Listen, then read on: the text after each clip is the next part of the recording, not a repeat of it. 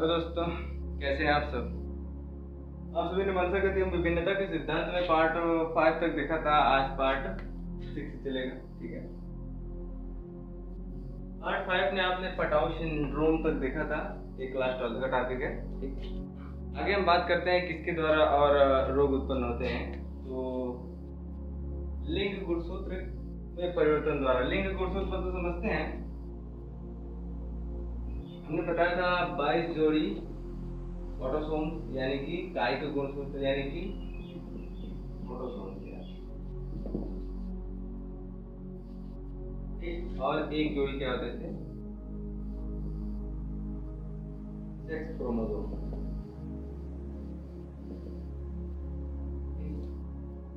तो अब इसी लिंग गुणसूत्र को पढ़ना है। ठीक है, अब लिंग ये वाला हो चुका था जब हमने बताया था 21वीं जोड़ी में कौन सा गुणसूत्र एकादश सूत्र हो जाती है या फिर एकल सूत्रता हो जाती है, उसके कारण रोग उत्पन्न होता था। अब हम इसके बारे में देखेंगे। ठीक है, तो हेडिंग यही है। ठीक है, लिंग गुणसूत्र में परिवर्तन द्वारा कौन कौन से रोग उत्पन्न होते हैं उनको हम देखेंगे। ठीक है, तो आइए देखते हैं। पहला रोग है क्लाइनेफेल्टर्स सिंड्रोम। ठीक है, तो क्लाइनेफेल्टर्स सिंड्रोम नामक रोग, इसको आप लोग पहली बार सुन रहे होंगे। खैर, हम भी पढ़ा रहे हैं। देखिए, अगर इसका हम देखें कारण क्या होता है, तो कारण ये किसके कारण होता है बाबू? देखो, लिखोगे लिंग गुणसूत्र में एकाधिक सूत्रता के कारण, यानी कि सेक्स क्रोमोसोम में यानी कि लिंग गुणसूत्र में एकाधिक सूत्रता। मतलब मैंने क्या बताया था, अगर मान लीजिए दो गुणसूत्र है, +1 हो गया तो क्या हो जाएगा 3, यानी कि ये हो गया एकादशी सूत्रता। एकाधिक सूत्रता यही तो बताया था। अगर हमने कहा कि 2 - 1 = 1 तो एकल सूत्रता। हमने बताया था कि 2 पॉइंट इंपॉर्टेंट है, एकल सूत्रता। ठीक, तो इसमें क्या होता है, एकादश सूत्रता होते हैं, यानी जाहिर सी बात है एक गुणसूत्र बढ़ेगा। अगर हम बात करें कि एक गुणसूत्र कौन सा बढ़ेगा, तो देखिए पहले तो समझ लेते हैं क्या होते हैं। एक होता है नर, एक होता है मादा। लिंग गुणसूत्र क्या है? लिंग गुणसूत्र कैसे बनते हैं, यानी कि लिंग ही तो निर्धारित करते हैं कि वह मेल होगा या फीमेल होगा। तो लिंग में अगर हम निर्धारित करते हैं तो नर में क्या होता है, XY, यही तो होता है लिंग गुणसूत्र। अगर मादा में बात करें तो XX, यही होता है। तो अब हम इनका क्रॉस करें। पहले युग्मक फॉर्म में लिखेंगे, ये 2n है। युग्मक फॉर्म लिखेंगे तो n हो जाएगा ना, ये हो जाएगा x, ये हो जाएगा y एंड ये x, ये जाएगा। उसके बाद हम क्रॉस करा देंगे। ठीक, ये हो जाएगा, यानी कि 50% मेल एंड 50% फीमेल। ठीक है, यही नतीजा सामने आएगा। आप लोग करा के देख लीजिए, पहले के साथ इसके, इसके साथ इसके, इसके साथ इसके, इसके साथ। ये हमारे लिंग गुणसूत्र। ठीक है, लिंग गुणसूत्र के द्वारा निर्धारित होता है वह जो जंतु है वह मेल होगा या फीमेल होगा। अब बात करते हैं, ये कारण हो चुका है एकादश सूत्रता के कारण। ठीक है, तो अगर हम लक्षण की बात करें, लक्षण में देखने को मिलता है कि वाई गुणसूत्र इसको मिटा दे क्या, गुणसूत्र होने के कारण। अच्छा, तो आप लोग समझ नहीं पा रहे हैं, कुछ इस प्रकार से बना है। ठीक है, एकादश सूत्र का मतलब क्या समझ रहे हैं? अगर दो मान लीजिए ये फीमेल वाला गुणसूत्र है, एक वाई है, कुछ इस प्रकार से बना है। ठीक है, ये रोग है एक प्रकार से। देखिए, वाई गुणसूत्र होने के कारण जो शरीर है, शरीर पुरुष की तरह समान, पुरुष के समान दिखेगा ना, दिखेगा। अगर बात करें, आप देखिए यक्ष गुणसूत्र, थोड़ा सा मिटा देता हूँ।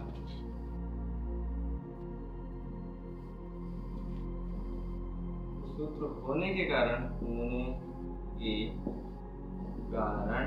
क्या जाता है, जो होगा मान लीजिए यक्ष गुणसूत्र उपस्थित होने के कारण जो वृषण यानी कि टेस्टिस अल्प विकसित होंगे, अल्प विकसित होंगे। ठीक। और क्या होगा? स्तन स्तन विकसित होंगे, विकसित होंगे। क्यों भाई, क्यों क्यों क्यों विकसित हो रहा है? क्योंकि वाई लक्षण है ना, महिलाओं में यही तो होता है गुणसूत्र। ठीक। अब पुरुषों में क्या होता है? ये होता है।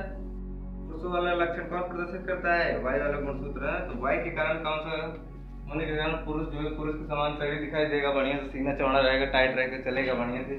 ठीक। अब क्या होगा कि वाई गुणसूत्र होने के कारण क्या होगा? वृषण अल्प विकसित होंगे। वृषण मतलब क्या? टेस्टिस। ठीक है, टेस्टिस अल्प विकसित होंगे और स्तन विकसित होगा। ठीक है, तो ये था। तो अगर हम बात करेंगे पुरुषों में अगर जब होता है तो उसको क्या कहते हैं? पुरुषों में इसे एक पॉइंट है, पुरुषों में इसे क्या कहते हैं? गाइकोमास्टिया ना,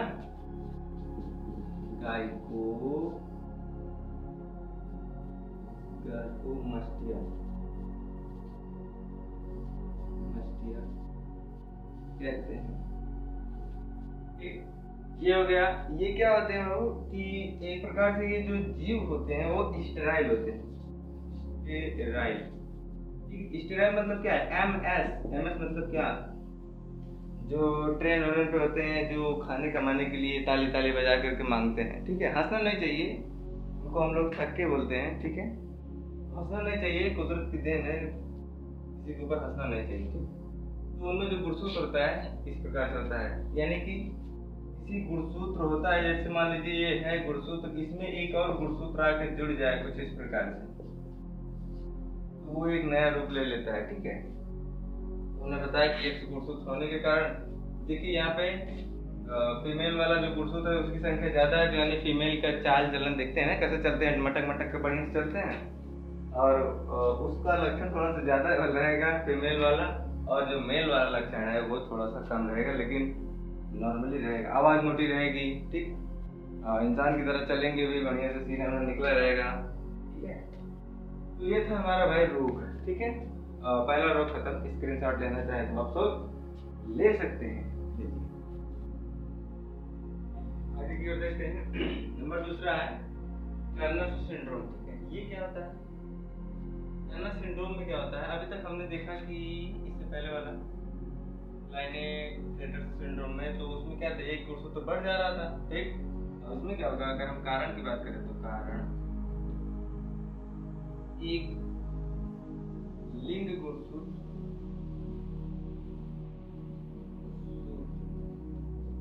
की अनुपस्थिति होने के कारण,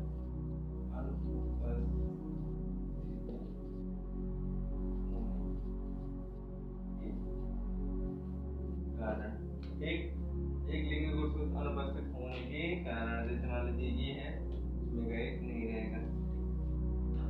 अगर हम इसके लक्षण की बात करें तो लक्षण, ये इसमें थोड़ा छोटा छोटा है, परीक्षा ज्यादा पूछता नहीं है, एक नंबर में पूछता है। ठीक है, तो थोड़ा थोड़ा हम लोग देखेंगे। लक्षण की बात करें तो मादा जननांग अल्प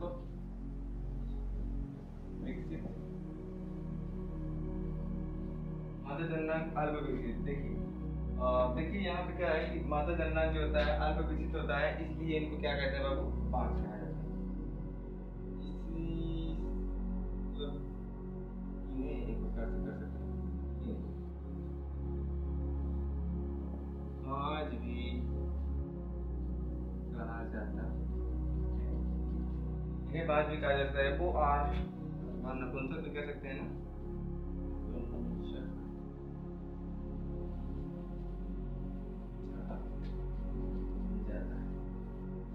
बस इसके बारे में इतने पढ़ना था। ठीक है, आप लोग स्क्रीनशॉट लीजिए, उसके बाद बताते हैं। तो स्क्रीनशॉट भी नहीं, देखिए समझ में तो आ रहा है ना? कारण क्या है? एक लिंग गुणसूत्र अनुपस्थित है। अनुपस्थित का मतलब क्या है? एक लिंग गुणसूत्र की एकादश सूत्रता और एकल सूत्रता। ठीक है, एक प्रकार से हम एक ये भी लिख सकते हैं यहाँ पे वो आकर के एकल सूत्रता। ठीक है, किसमें एकल सूत्रता होगी? लिंग गुणसूत्र। ठीक है, लिंग गुणसूत्र में एकल सूत्रता के कारण। ठीक है, मादा जननांग पे भी समझ रहे हैं, ठीक है, कोई दिक्कत नहीं, लीजिए स्क्रीनशॉट। और देखते हैं, देखिए यहाँ तक तो लिंग गुणसूत्र वाला समाप्त हो गया, ठीक। देखिए अब है कायिक गुणसूत्र के जीन में परिवर्तन के कारण। अब बात करते हैं जीन क्या होती है ना, तो डीएनए का नाम सुना है ना, डीऑक्सीराइबोन्यूक्लिक एसिड, डीएनए। डीएनए को हम लोग देखते हैं कुछ इस प्रकार से दिखता है,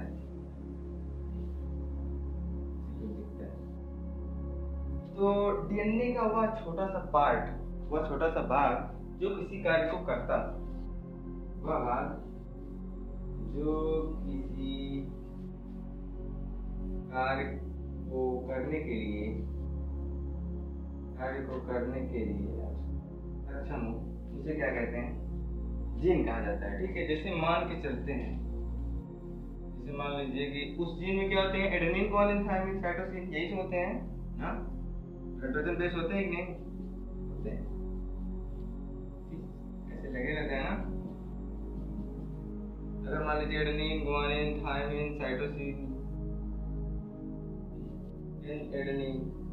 एडेनिन की जगह पे क्या होता है, ADUG, एडेनिन के साथ में थायमिन जुड़ेगा, ग्वानिन के साथ में साइटोसिन जुड़ेगा, यहाँ पे साइटोसिन, यहाँ पे थायमिन, थायमिन के साथ में एडेनिन, यहाँ पे साइटोसिन,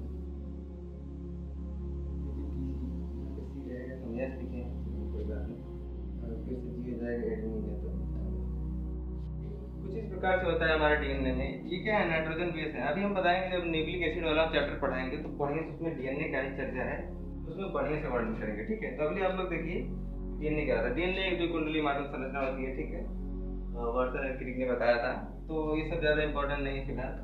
तो मान के चलते हैं डीएनए का वह छोटा सा पार्ट जो किसी कार्य को करता है, जो किसी रोग के प्रति एंटीबॉडी बनाने के लिए सक्षम होता है, उसको हम लोग जीन कहते हैं, ठीक है, ठीक है। तो आप लोग इतना समझिए कि अभी जीन क्या होते हैं, थोड़ा सा होता है जो कार्य करता है, ठीक है, डीएनए का ही पार्ट होता, ठीक। तो देखिए अब मनुष्य में भाई तो जानते हो कितने लंबे लंबे जो डीएनए होते हैं, बहुत लंबे लंबे डीएनए होते हैं, ठीक है। तो वही कह रहा है, देखिए कि कायिक गुणसूत्र के जीन में, गुणसूत्र मतलब समझ रहे हैं ना, गुणसूत्र मतलब नहीं समझ रहे हैं, देखिए क्रोमोसोम जो होता है, जो गुणसूत्र होता है हमारा, इस प्रकार से होता है, ठीक है। इसको अगर हम जूम करके देखें तो इसमें क्या भरा रहता है, डीएनए भरा रहता है।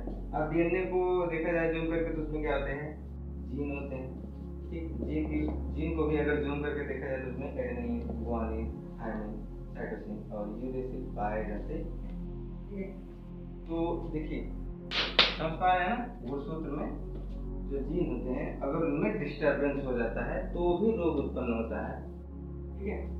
तो देखते हैं कौन कौन से रोग हैं, कुछ मिला के देखिए। रंजकहीनता, रंजकहीनता मतलब समझते हैं, जब मनुष्य का जो रंग है, त्वचा जो होती है उसकी अगर सफेद हो जाती है, देखते होंगे आप लोग, आदमी को कुछ अजीब टाइप का रहता है, कहते हैं फूल पड़ गया है, तो फूल नहीं पड़ता है। देखिए उसमें क्या होता है, रंजकहीनता में देखिए मिलेनिन वर्णक बनने से त्वचा सफेद, बाल सफेद और पुतली लाल हो जाती है, मिलेनिन वर्णक ना बनने से, ठीक है। तो उसमें क्या होता है, जिसको फूल पड़ रहता है, जिसकी त्वचा जो होती है सफेद होती है, उसमें क्या होता है, मिलेनिन नामक हार्मोन या फिर मिलेनिन नामक वर्णक, वर्णक यानी क्या, रंग नहीं बन पाता है, ठीक है। इसलिए उसकी त्वचा कैसे हो जाती है, सफेद, और बाल भी सफेद हो जाते हैं। उसकी जो आंख की पुतली होती है, कभी कभी पुतली गुलाबी लाल होती है, नहीं तो नहीं होती है, ठीक है। तो पुतली उसकी या तो भूरी रहेगी या तो गुलाबी लाल हो जाती है, ठीक है। तो ये थे हमारे कारण। क्या होता है, देखिए जो मिलेनिन हार्मोन या फिर मिलेनिन वर्णक होता है, बनने के लिए एक एंजाइम की आवश्यकता होती है, ठीक है। अब आप लोग बताइएगा कौन सा एंजाइम है जो मिलेनिन वर्णक को बनाता है, ठीक है, SW है, लिख के भी बता रहे हैं।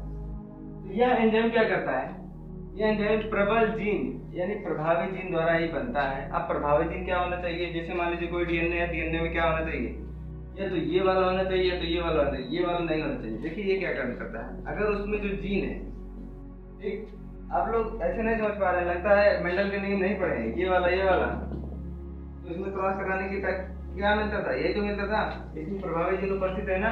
अगर ये बात करें तो ये भी प्रभावी जीन है, ये भी प्रभावी जीन है, तो पौधा कैसा होता, लंबा होता था ना, लंबा होता था।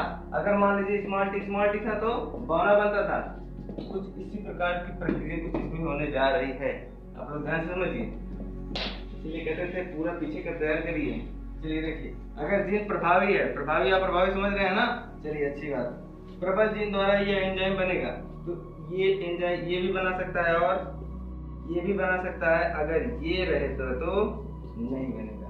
तो जिसकी त्वचा जो होती है सफेद होती है, उनमें अप्रबल जीन पाया जाता है। यहाँ पे देखिए, इसको क्या कहते हैं, अप्रबल जीन जो होता है वह एंजाइम नहीं बनाता है।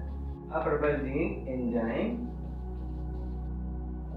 नहीं बनाता है, ठीक है।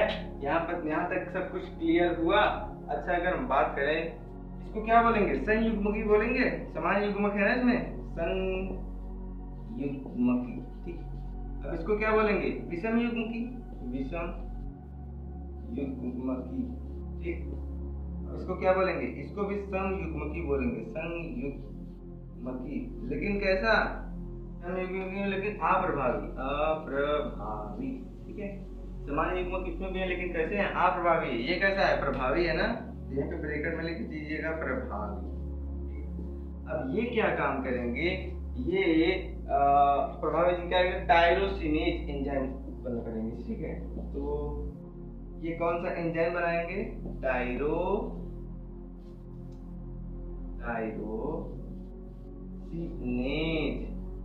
टायरोसिनेज क्या बनाएंगे, एंजाइम बनाएंगे। अब यह एंजाइम क्या काम करेगा, ये तो है ना, मिलेनिन वर्णक उत्पन्न करेगा,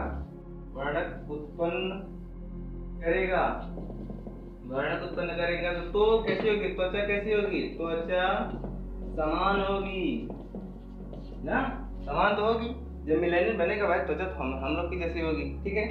अगर वही बात करें विषम युग्मकी में, तो इसमें भी टायरोसिनेज एंजाइम बनने के कारण मिलेनिन वर्णक भी उत्पन्न होगा। उत्पन्न होने के पश्चात जो त्वचा होगी वह समान रहेगी, ठीक है। अगर हम बात करें संयुग्मकी में अप्रभावी की, यानी कि स्मॉल है, तो यह क्या करेगा, टायरोसिनेज एंजाइम नहीं बनाएगा, पागल है साला, नहीं बनाएगा।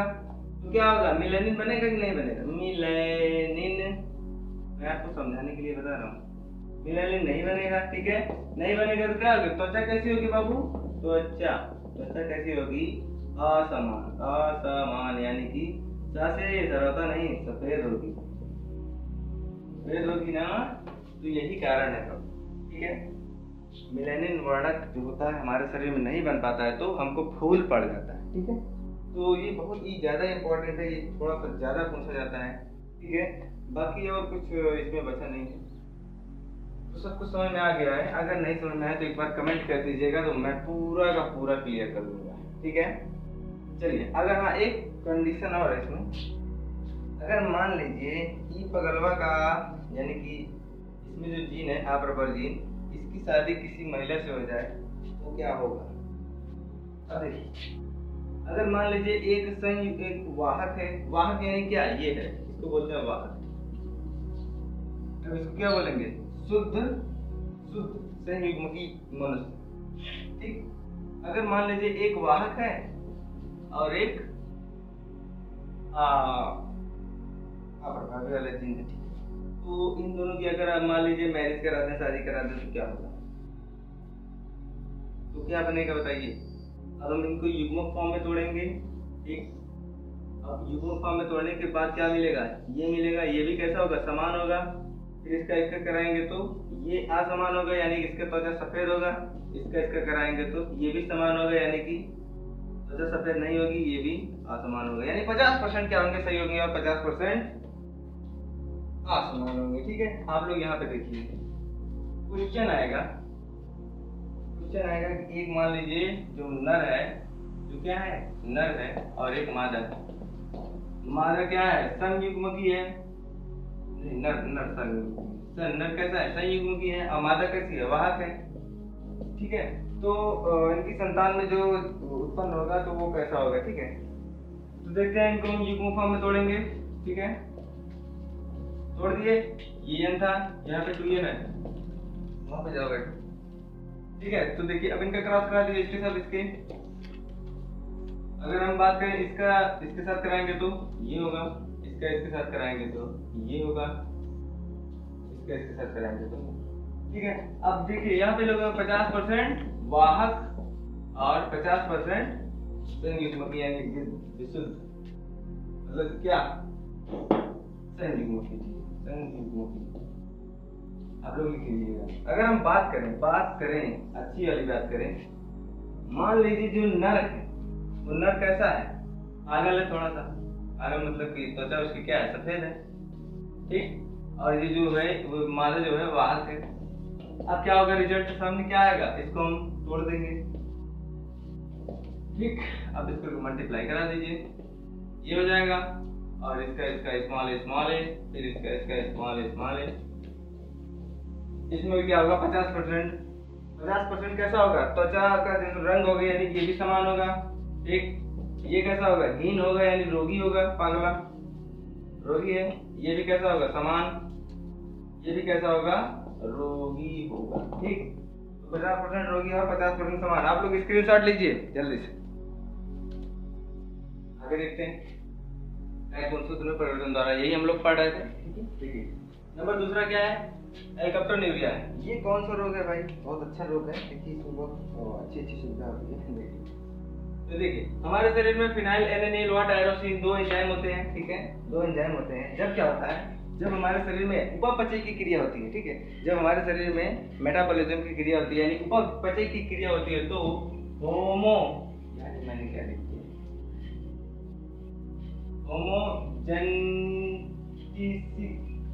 होमोजेनेटिक का निर्माण होता है। देखिए ये क्या काम करता है, सवाल ये अब लोग समझ पा रहे हैं। जब हमारे शरीर में उपापचय की क्रिया होती है तो वहाँ पे 2 एंजाइम्स वर्क करते हैं। सिर्फ 2 ही नहीं वर्क करते, बहुत सारे एंजाइम वर्क करते हैं, लेकिन वो 2 स्पेशल होते हैं। देखिए फिनाइल एलेनिन और टायरोसिन, ठीक है, ये 2 एंजाइम वर्क करते हैं उपापचय की क्रिया में। तो क्या निर्माण होता है, होमोजेनेटिक का निर्माण होता है। देखिए इसको पचाने के लिए एक एंजाइम की आवश्यकता होती है, जो किसके द्वारा उत्पन्न होता है, प्रबल जीन द्वारा ही बनते हैं। ठीक है, तो ये इंपॉर्टेंट क्या है, ये होमोजेनेटिक। अगर यह नहीं पचेगा तो क्या होगा, देखिए अगर यह यानी कि यह अधिक मात्रा होने पर, यानी कि होमोजेनेटिक की अधिक मात्रा होने पर यूरिया यानी मूत्र के साथ बाहर निकलता है, शरीर से बाहर निकलता है, और हवा के संपर्क में आने पर काला पड़ जाता है। तो जो हमारा यूरिया होता है हवा के संपर्क में आता है तो काला पड़ जाता है। ठीक है, किसकी अगर इसका पाचन नहीं होता यानी कि होमोजेनेटिक, यानी कि ये बहुत खतरनाक होता है। ठीक है, इसकी मात्रा अधिक होने पर यानी मूत्र के साथ बाहर होता है और हमारा मूत्र कैसा हो जाता है, काला पड़ जाता है। ठीक है, इससे गठिया भ्रामक रोग उत्पन्न होता है। अब हम कुछ बता दें कि इसको पचाने के लिए, ठीक है, कौन कौन से प्रबल एंजाइम होते हैं। जो एंजाइम होता है वह कौन कौन से प्रबल जीन द्वारा उत्पन्न होता है, तो वो है कैपिटल बी और एक होता है कैपिटल बी स्मॉल बी। और अगर ये वाला पोर्शन बनेगा तो कभी नहीं बनेगा, यानी कि ये बनेगा, ये बनाएगा। ठीक है, ठीक है। क्वेश्चन आएगा कि अगर एक संयुग्मकी है और एक विषम युग्मकी है तो उसका परिणाम क्या होगा, या फिर एक विषम युग्मकी का संकरण इसके साथ कराने पर क्या परिणाम हो सकता है। अगर माँ का ये है, पिता का ये है, तो परिणाम क्या होगा। आप लोग करा लेंगे ना, क्रॉस ही तो कराना है, क्रॉस कराने के बाद परिणाम बता देना है। समझ में आया। कौन कौन से एंजाइम होते हैं जो होमोजेनेटिक का निर्माण करते हैं, तो आप लोग बता दीजिएगा। फिनाइल एलेनिल व टायरोसिन 2 एंजाइम होते हैं जो उपापचय क्रिया के दौरान किसका निर्माण करते हैं, होमोजेनेटिक का निर्माण करते हैं। होमोजेनेटिक का पचाने के लिए कौन सा एंजाइम, एक एंजाइम होता है जो इसको पचाने का कार्य करता है। ठीक है, उसका मुझे नाम नहीं याद है, आप लोग सर्च करके हमको बताइएगा। वो किसके द्वारा, एक प्रबल जीन द्वारा उत्पन्न होता है। ठीक है, वो प्रबल जीन क्या होते हैं, स्मॉल बी और स्मॉल बी कैपिटल बी और स्मॉल बी। ठीक, ये दोनों प्रबल जीन जो होता है एक एंजाइम सीक्रेट करते हैं, इस एंजाइम के द्वारा ही इसका पाचन हो पाता है। अगर इसका पाचन नहीं हो पाता है तो क्या होता है, समझ रहे हैं ना, इससे गठिया रोग होता है। इसकी मात्रा बढ़ने पर क्या होता है, गठिया नामक रोग होता है। स्क्रीनशॉट लीजिए, आगे चलते हैं। नंबर तीसरा, ठीक है, नंबर तीसरा क्या है, फिनाइलकीटोन्यूरिया। ठीक है, ये कौन सा रोग है, देखिए फिनाइल एलेनिन नामक एमिनो एसिड। एमिनो एसिड की बात करें तो एमिनो एसिड क्या रहते हैं यार ना, तो एमिनो एसिड को मैं बता दूं कि हमारे शरीर में जो हमारा जीव है, जो हमारा शरीर है, उसमें 20 प्रकार के एमिनो एसिड पाए जाते हैं। 20 प्रकार के एमिनो एसिड में 10 एमिनो एसिड सक्रिय होते हैं और 10 निष्क्रिय होते हैं। सक्रिय क्या काम करते हैं, प्रोटीन संश्लेषण का कार्य करते हैं, यानी प्रोटीन का बनाने का कार्य करते हैं। ठीक है, और जो निष्क्रिय फॉर्म में होते हैं तो वो उस प्रोटीन को रोकने का कार्य करते हैं। अब ये एमिनो एसिड यानी कि प्रोटीन क्या होती है ना, प्रोटीन को ऐसे समझिए कि जो एमिनो एसिड होता है वो किसी रोग के प्रति लड़ने की क्षमता, मतलब कि रोग का एंटीवायरस होता है। समझ लीजिए कि रोग को खत्म करने का कार्य करता है कौन, प्रोटीन। प्रोटीन क्या होती है, एमिनो एसिड की श्रृंखला ए, मान लीजिए ए एमिनो एसिड, ये amino acid, amino acid, amino acid, amino acid, इसका संबंध पेप्टाइड बॉन्ड द्वारा हो जाता है तो यह एक प्रोटीन कहलाती है, प्रोटीन कहलाती है। क्लास 12 में टॉपिक है एमिनो एसिड के ऊपर, तो मैं एमिनो एसिड पूरा बताऊंगा, प्रोटीन संश्लेषण भी बताऊंगा, आप लोग धैर्य बना के रखिएगा। ठीक, एमिनो एसिड बार बार क्रम में जुड़ते चले जाते हैं, किस बॉन्ड द्वारा, पेप्टाइड बॉन्ड द्वारा, तो उसको क्या कहते हैं, प्रोटीन कहा जाता है। इस प्रोटीन की छोटी इकाई क्या होती है, एमिनो एसिड होती है। कई सारे एमिनो एसिड जुड़कर क्या बनाते हैं, एक प्रोटीन का निर्माण करते हैं। यह प्रक्रिया कहाँ पे होती है, तो mRNA पे होती है, mRNA पे होती है। ठीक, mRNA पे होती है। तो एमिनो एसिड के बारे में आप लोग थोड़ा सा ध्यान दीजिए बस। कितने प्रकार के होते हैं एमिनो एसिड, 20 प्रकार के होते हैं, 20 प्रकार के। ठीक है, तो देखिए फिनाइल एलेनिन नामक एमिनो एसिड को टायरोसिन नामक एमिनो एसिड में बदलने वाला जो एंजाइम होता है वह अनुपस्थित होता है। अब यह इसकी अनुपस्थिति के कारण क्या होगा, तो यह रोग होगा। कौन सा रोग होगा, ये वाला रोग। ठीक है, इसकी अनुपस्थिति के कारण, यही जो बदलने वाला जो एंजाइम है, उस एंजाइम की अनुपस्थिति के कारण यह रोग होता है। कौन सा रोग होता है, यही फिनाइलकीटोन्यूरिया नामक रोग होता है। देखिए इसको देखिए प्रबल जीन द्वारा ही निर्माण किया जाता है। किसका निर्माण किया जाता है, प्रबल जीन द्वारा एंजाइम का निर्माण होता है। निर्माण होता है, किसका निर्माण होता है, तो उस एंजाइम का निर्माण होता है। कौन सा एंजाइम का निर्माण होता है, जो ये फिनाइल एलेनिन नामक एमिनो एसिड को टायरोसिन नामक एमिनो एसिड में बदलने का कार्य करता है। ठीक है, तो अगर हम एक पॉइंट और लिखना चाहें तो तंत्रिका, आप लोग इसको नहीं समझ पा रहे होंगे ना, तो उसको हम शॉर्ट फॉर्म में लिख देंगे। तंत्रिका ऊतक में एंजाइम, इस एंजाइम टायरोसिन, इस एंजाइम के जैसे जमाव के कारण क्या होता है, मंद के कारण मनुष्य या फिर शिशु, ठीक है, मनुष्य मंद ये सारा मार्कर मंद बुद्धि का हो जाता है। ठीक है दोस्तों, समझ में आ रहा है। देखिए ये जो एंजाइम है टायरोसिन, जो एंजाइम है, अब इसका क्या होगा, अपघटन नहीं हो पाएगा। तो अपघटन किसके द्वारा हो रहा था, एक एंजाइम के द्वारा हो रहा था। तो अपघटन नहीं हो पाएगा तो इस एंजाइम का जमाव कहाँ पे हो जाएगा, हमारी तंत्रिका कोशिकाओं में हो जाएगा। हमने बताया तंत्रिका कोशिकाएं क्या होती हैं, न्यूरॉन्स होती हैं। ठीक, ये क्या काम करती हैं, किसी भी संदेश को, मान लीजिए संदेश को दिमाग तक पहुंचाने का कार्य करती हैं। ठीक है, जैसे कोई आ रहा है तो बताती है, अच्छा कोई आ रहा है, चलो ठीक है, आँख के जरिए पहुंच जाता है। तो ये तंत्रिका ऊतक क्या होते हैं, कई सेल्स को मिलाकर क्या बनते हैं, टिश्यू बनते हैं। टिश्यू यानी क्या, ऊतक बनते हैं, जो किसी कार्य करने के लिए सक्षम होते हैं। ठीक, तंत्रिका ऊतक इस एंजाइम के जमाव के कारण क्या हो जाते हैं, मंद बुद्धि का हो जाता है। आप लोग स्क्रीनशॉट लीजिए, मैं आगे चलता हूँ।